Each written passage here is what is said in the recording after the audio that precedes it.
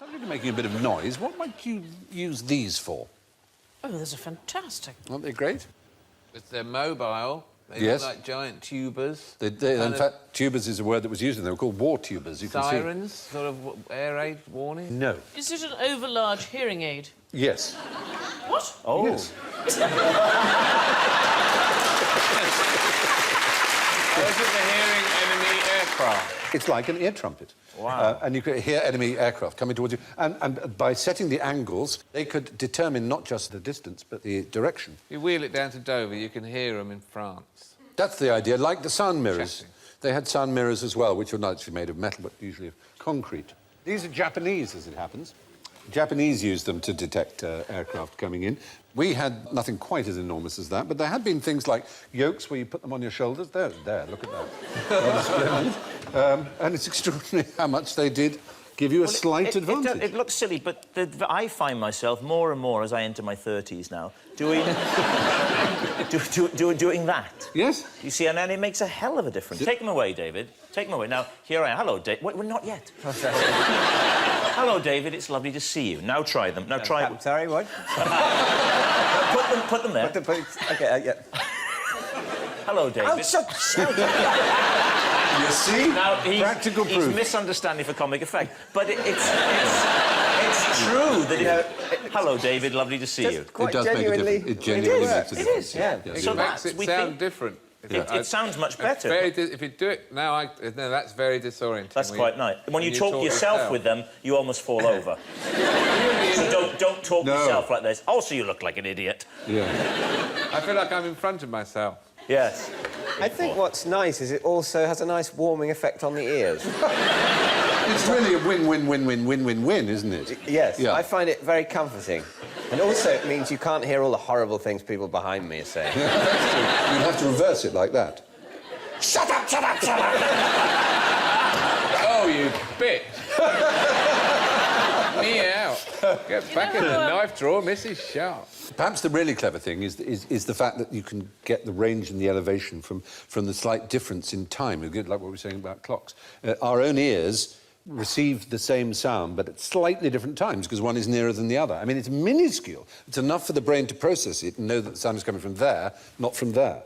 And some animals, like the barn owl, have this to an extraordinary degree. Their ears are actually inside a kind of sound dish. That's what that round shape is in the owl's face. And they've got one high looking down and one low looking up. And they're able, therefore, to tell with extraordinary precision something they hear, exactly where it is. So nature always gets there first. How many sheep were there on Noah's Ark?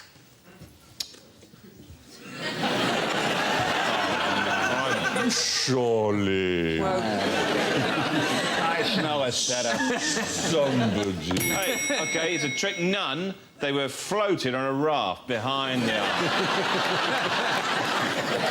No, there were sheep on Noah's Ark. Noah never built an ark. It didn't actually happen. Well, according to the Bible, how many? Yes, there was Just get it over with, shall we?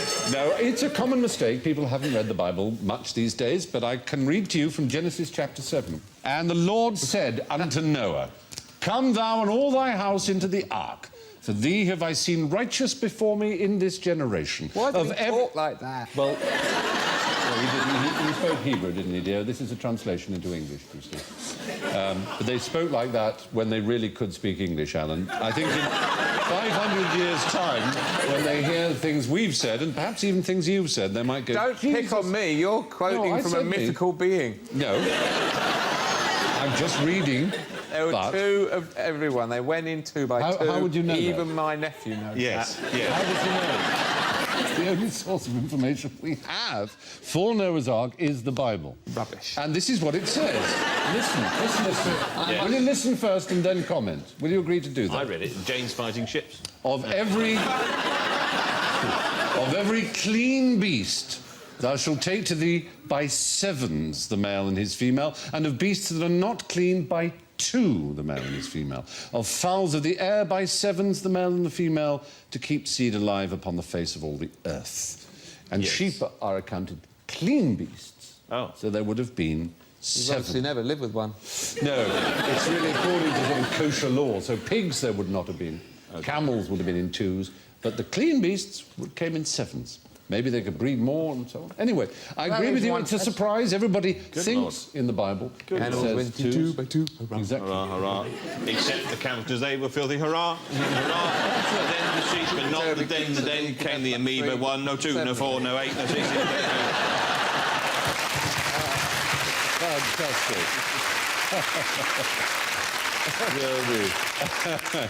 A lot of the ferries and ships nowadays, of course, are not allowed to take animals on them, which is ultimate irony. That's a good point. You wonder what Noah would make of that. Yes, exactly. Why would they say 7 animals? Because that means 3 pair and 1 animal. Want to watch. How would you use a Monopoly set to escape from a prison camp? I could see how you might use a buckaroo. Just fly out over the fence. I mean, you'd probably just keep ending up on the barbed wire. Again, try it with the bucket. Is it the old covering up the hole with it? Well, Like in Shawshank? no, there was a man whose nickname was Clutty Hutton, who in Britain bought up lots of Monopoly boards and turned them into escape kits that he then set up through MI9 with these pretend charities. So that you'd get a get out of jail free card.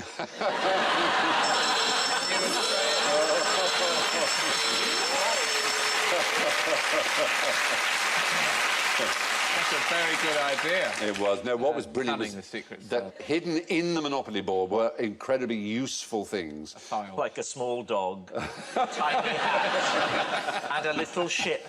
There would be real money interspersed with the Monopoly money. There would be maps on silk, because they obviously tried it on paper. It's too bulky and rustly, but on silk, on parachute silk, you get an enormous amount of detail and tiny.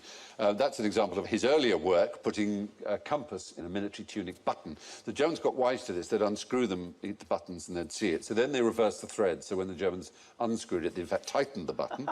Then they got wise to that. So then he used razor blades, which were magnetised at one end, so that when they were attached to something metal, they would spin round with the G of Gillette would point north, which was very good. So they were well disguised. They said, now look, we put the normal thread on. Yeah. Old Kraut, he's unscrewing it. Yeah. Then what we've done is we've put it the other way. So when he's unscrewing it, Yeah. it's actually tightening it. That's right. Now we've gone a step further. We've done one here. You can't get the top off.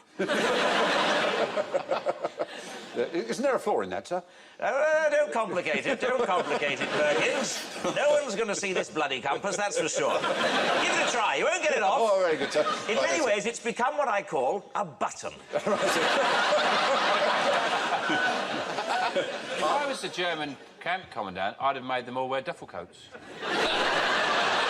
If it was me, if I was in charge, I would have started shipping out giant Jengas. Would you?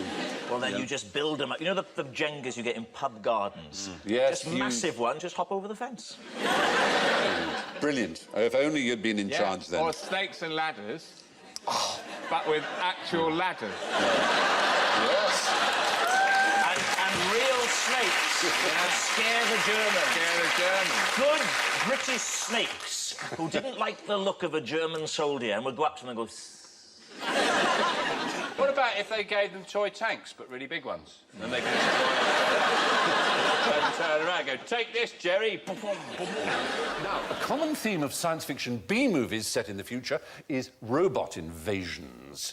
But has Britain ever actually been invaded by robots? Yes. Well, I'm guessing they have. Yes, they have. And Yes. when? 40s. 1880. 40s is the right answer. 40s. 1940s. Yeah, I'm afraid the point there goes to young Alan.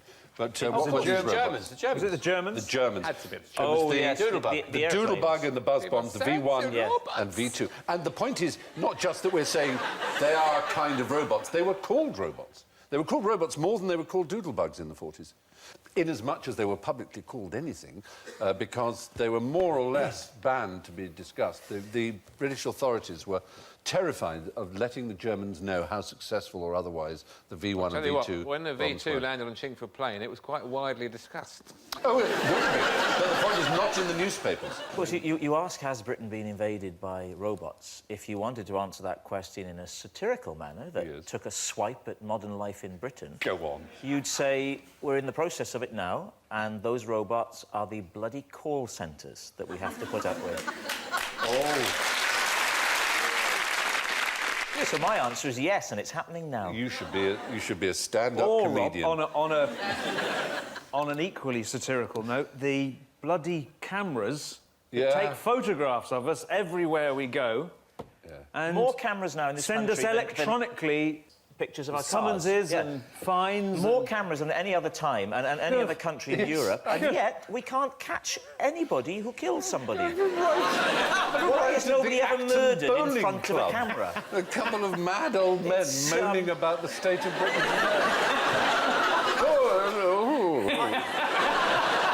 I agree with you. I like you. I like you. I like you. I like you. I listen to you. It's like listening to me. Yeah. I like your attitude. Yeah. They're going to fuse into one horrifying Rob Miller. Look like this. This is like a sort of Siamese twin.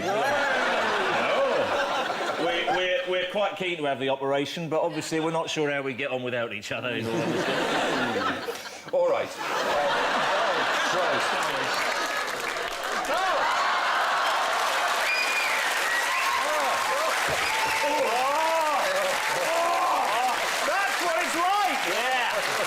I can see the attraction. Now I know why my wife married me. Yeah.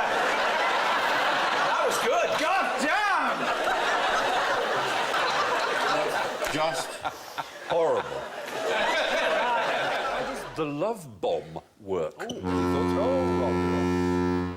I turn up and I get on with it.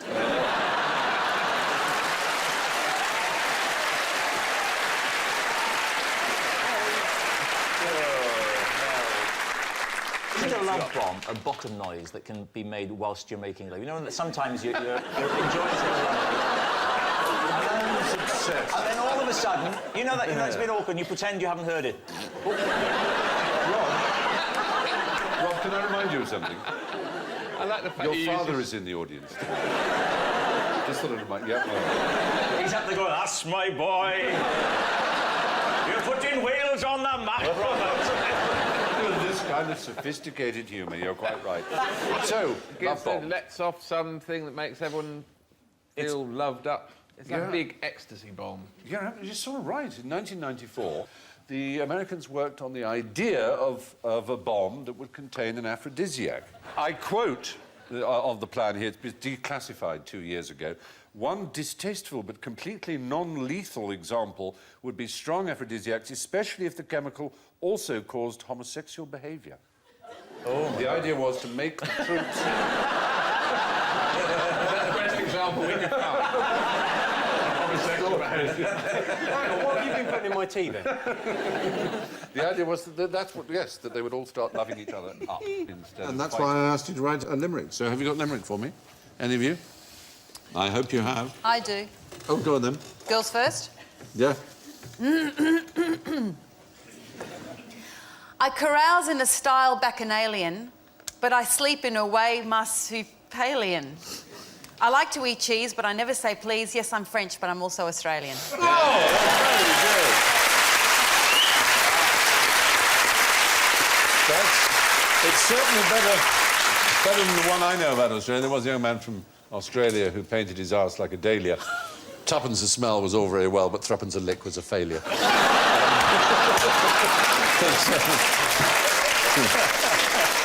Alan, what have you got for us? I've got... There once was a show on TV that was always the smart place to be. Yeah. I'm fully aware you'd rather be there, but instead you're stuck here with me. Oh, very good. I like it. I've got one about Rob Brydon. Oh. Just because I found something that rhymed with Brydon. Yeah. There was a young man called Rob Brydon whose favourite film was The Poseidon Adventure. He would watch it regularly. That funny old man called Rob Brydon. That's not an easy one. Yeah. It's easy to win on QI. You don't need an IQ that's high. Try not to be haughty, just be a bit naughty and make sure you please Stephen Fry. Yeah! Very good. Yes, Rob, what have you got for us? Nothing, as will become evident. Yeah. There once was a chap called Tim Vine. Oh, hello. Whose punning was simply sublime. Sat next to Alan. Oh, bugger. OK. There once was a man called Tim Vine, whose punning was more than just fine. Sat on the panel with no end of flannel, that lovely young chap called Tim Vine. Oh, that's very good. Very good. Very, very fun. This is one I read in one Piccolo book of jokes. There was a young man from Devizes whose ears were different sizes. One was quite small and no use at all. The other was huge and won prizes. Oh, that's very sweet. I like that. Excellent. Well, the strange thing about limericks is no one knows why they are called limericks. They seem to have no relationship to the town of Limerick, but they continue to be popular and sometimes excessively rude. There was a young chaplain from King's who talked about God and such things, but his real desire was a boy in the choir with a bottom like jelly on springs. There we go. One of those rather typical things where the upper classes decided to ape the peasantry in the 18th century and had these incredibly expensive wedding and country feasts in which they pretended to be, rather like, you know, Marie Antoinette with her silver milk churns pretending to be a milkmaid. Now, the socks that man in the middle is wearing are very long socks, and just out of interest for you, that's something that I've turned to recently. I now favour the longer sock. Can you take me through your reasoning? Yes, I can. I'll show you. Yeah. The gentleman's sock. The half hose. It's called the half hose. Now, Joe, you, as a lady, you're going to think this sock is going to stop a lot sooner than it does. So, watch this. Look at that. Surely we've reached the peak. Oh, my goodness me. Surely we've peaked. No. Oh, my word. Surely. He's wearing tights. Oh. Can I say, not so much for Joe, but Stephen, Alan and Sean, I urge you to give it a go. Because it gives you a feeling of security. They do make you look like a knobhead. Sorry, Rob. Well, one of the problems men have... They do. There's a problem men have, Joe, which is that we wear away the hair on our shins by tight, short socks, don't we? Is that one of the things you're afraid of? By just carrying on the conversation, you imply that you agree with what Joe said. What was going through my mind is how difficult it would ever be for a man to say that to a woman, that's all. And I thought, I'm not going to go in that direction. We allow women to be rude Could you to us, please come down on one side or the other here? Yeah.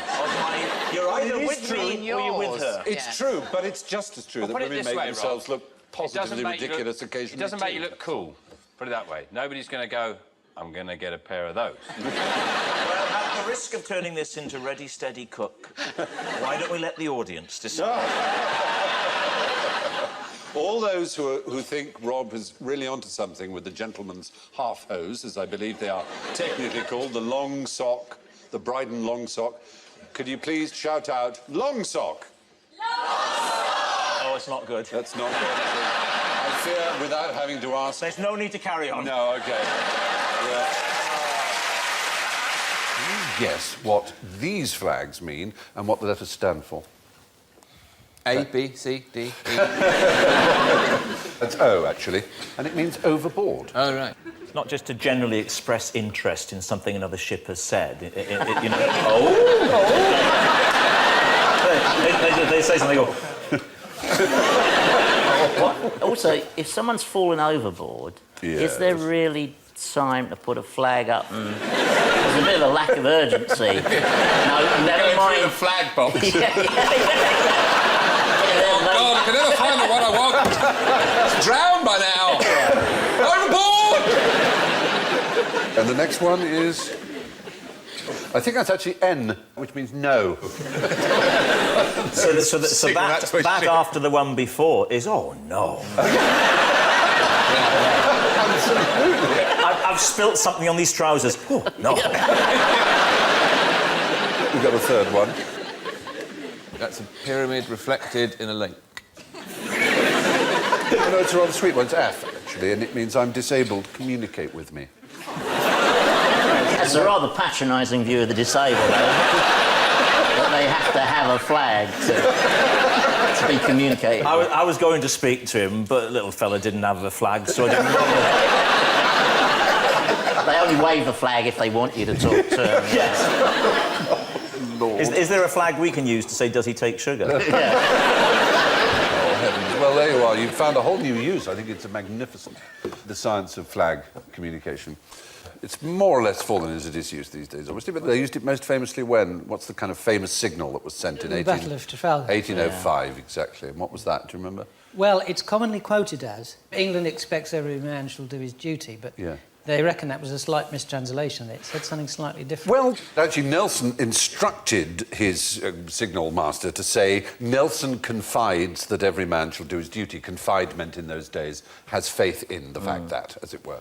And neither Nelson nor confide were flags. There was no flag for them. But there was one for England and there was one for expects. So it became England expects that every man shall do his duty, Why couldn't they do Nelson? If there's a flag for N and a flag for E and a flag... You could have done it letter by letter, obviously, you can do that. They'd have been shot by the French before they finished. But it's lucky they had flags for do their duty.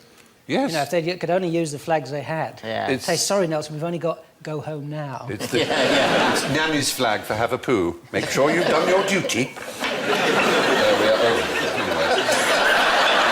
Sorry. It's awful when you make a sort of observational comic remark, you realise you're the only person in a room of 1,000 people to whom that means anything. No, all the audience were nodding. They all say that to their dog too. Yeah, anyway, fair enough. In 1955, what nuclear-powered device did Alex Lewitt predict would be a reality within 10 years? TV remote. No, but as daft, really. Hover boots. Yeah, that is the invention that everybody always says. Will there be... My son has said to me, Dad, will there be hover boots when I'm grown up? Like, that is the height of scientific and technological advancement. And Ben now is going to talk for a little while about... just how possible it is. Hover gloves, I'd it's like. not hover gloves. That's weird. Surely you can do your own hovering. You're doing it, in fact. Yeah. It's not a hover thing, but it is a domestic appliance that he thought would be nuclear-powered, not an electric toothbrush. Fridge.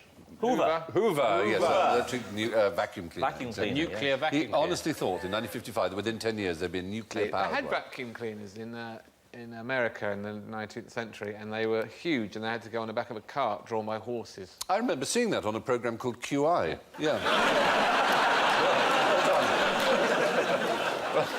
But well remembered.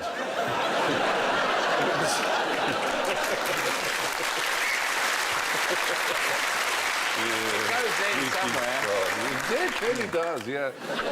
Well, the nuclear-powered domestic vacuum cleaner. What's the most repeated TV show of all time? Top Gear. It is. You do get a lot There's of Top not Gear. a time of day when it is not possible to watch Top Gear. It's true. It is on, and it's always a different one. But this one is one programme. One show that's the one show. It's the most repeated show. It's a German show. It's a British comedian. It's Two called British comedians. The Duchess. Sorry? It's called The Duchess or something like that. I or think you know what I'm referring to, yeah. The waiter or lady somebody. It's, it's a British comic being a waiter to a posh... It's called Dinner for One. That's right. And it's shown on every channel in Germany on December the 31st every year and has been since 1972. Oh, and I know who's in it as well. Yes. Freddie Frinton. Freddie Frinton, you're right, plays a butler who has to serve a Christmas dinner for his mistress, played by May Ward, who's rather mad and old, and pretend that there are other people there, and he pours out drinks for them and gets drunk himself. You can see a bit of it, here you are.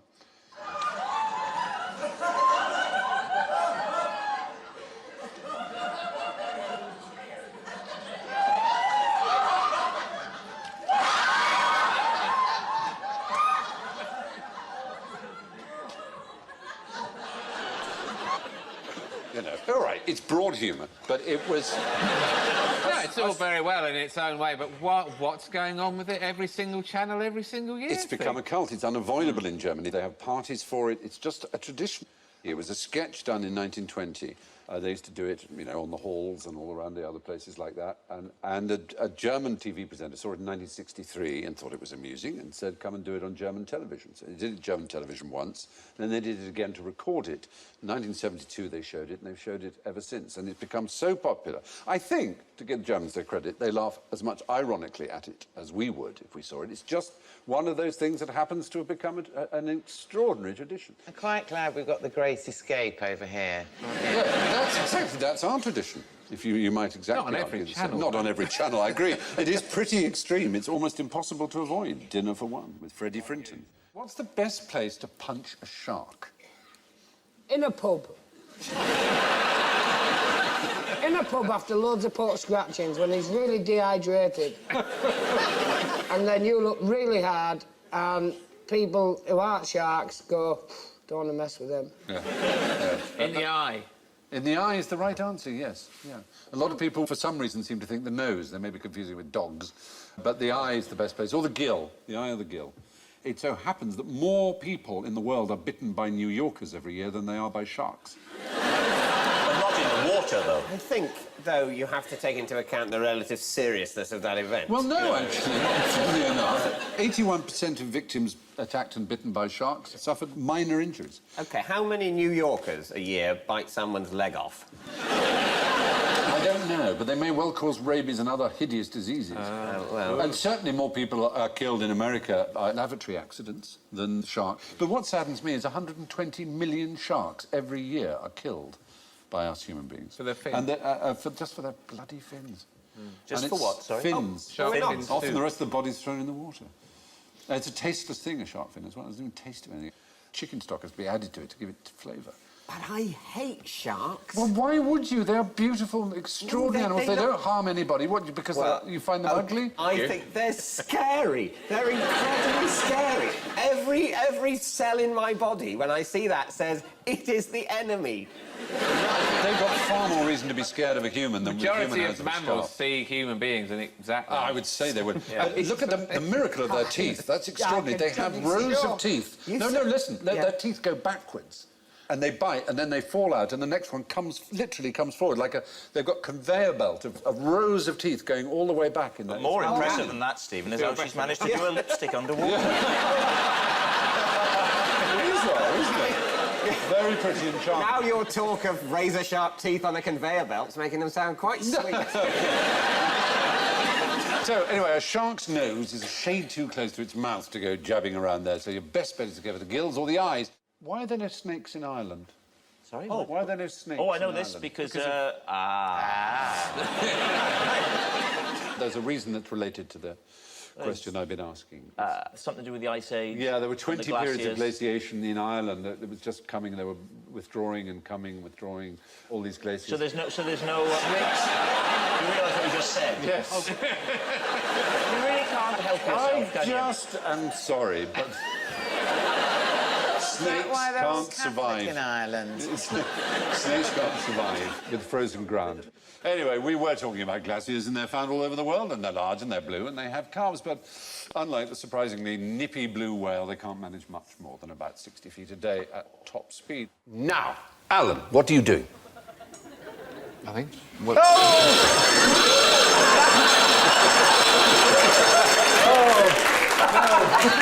There is no such thing as nothing. On any level, has there ever been discovered to be such a thing as nothing? Sitting, holding my pen. So many things, exactly. It's impossible to do nothing, to think nothing. There is no such thing as nothing. Exactly. In fact, physics tells us, actually, that there's no such thing as nothing Does as it? well. In what way? Because elementary particles become created and annihilated in the vacuum, so nothingness is really a swarm of elementary particles. But also, there's considered to be a field permeating the whole of space called the Higgs field, which gives elementary particles mass. And this is the thing. Yes. And it's... I like this. And the Higgs field... Heard it. For the Higgs field to exist, we need a Higgs boson. Yeah. And we have built a huge hadron collider, colliding huge beams of protons together at CERN in Switzerland to detect the Higgs boson. You are the best supply teacher we have ever... That is fabulous, though. Even if you don't believe in the Higgs field, gravity operates in a vacuum, does it not? This is a really interesting thing. There are four... We are interested. No, don't worry, Ben. This is me looking interested. Go on. This is actually really, really interesting. There are four known forces in the universe. Right, gravity. Four forces. Gravity, electromagnetism, the nuclear strong force, which holds nuclei together, and the nuclear weak force, which causes radioactivity. Now, the nuclear weak force, the nuclear strong force, and electromagnetism are all of a similar strength. Right. But gravity is incredibly weak, and you can see that by a fridge magnet can hold a pin using electromagnetism and defeat the whole force of the Earth pulling down on it. And one of the things they think is that our four dimensions, if you like, are actually part of a much bigger space. And gravity permeates all these other dimensions, they think 10 in total, which means that it becomes weakened by a corresponding amount. I'm sorry, but I have to depart from that theory there because there's one theory, though, mistake you've made. There is one theory, is there not, that all matter has its corresponding antimatter. And I can't help but look at you, Ben, and you, Rob, and see... Am I alone? Isn't that weird? Never been seen in the same room before. Oh, now you're so close. Won't some sort of awful thing happen? Well, it is. We can't actually touch. Let's check.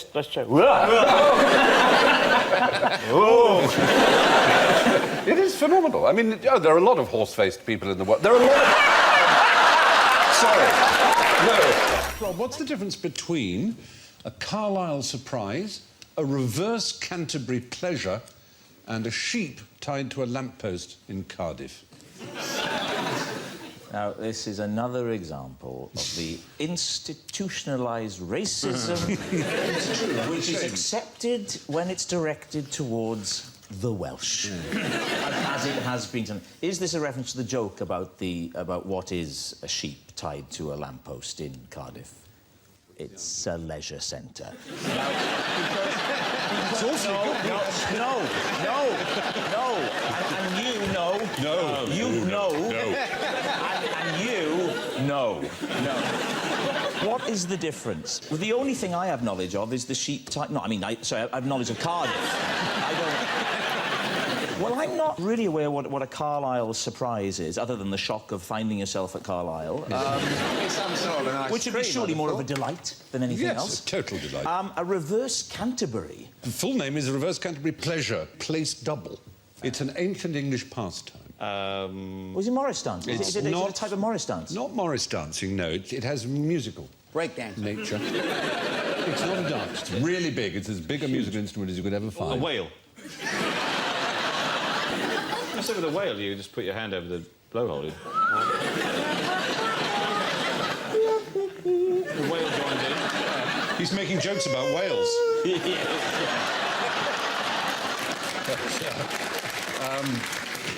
No. The name for this pastime comes originally from the Latin for countryside, but a particular part of the Latin countryside called Campania. And so it's called Campanology. Absolutely right. It's bell ringing. Yes. Bell ringing. Bell ringing. Its bells are... Well, and they're tunes, or rather methods, as bell ringers call them. They're uniquely English. And if you have 6 bells, there are how many different permutations of 6 bells? Well, 6 times 5 times 4 times 3 times 2. Lots and lots. 720. And lots. And if you play through each one of those permutations, that's called a peal of bells, and it's also called, an English phrase we use quite a lot, ringing the changes, because those sequences are called changes. That's where the phrase to ring the changes comes from. Quite interesting. Because if you have 12 bells, there are 479,001,600 variations, so that would take 38 years to ring a peal of 12 bells. Wow. Amazing thought, isn't it? When I was growing up, if my dad hit his thumb with a hammer, which he didn't do often, but occasionally just for a bit of something a bit different, you know, he'd do it. He would say, hell's bells and buckets of blood. It's a good phrase, hell's bells and buckets of blood. Sounds good, doesn't it? It's a good way of getting out of his system. I say and things like that. Still, Anyway.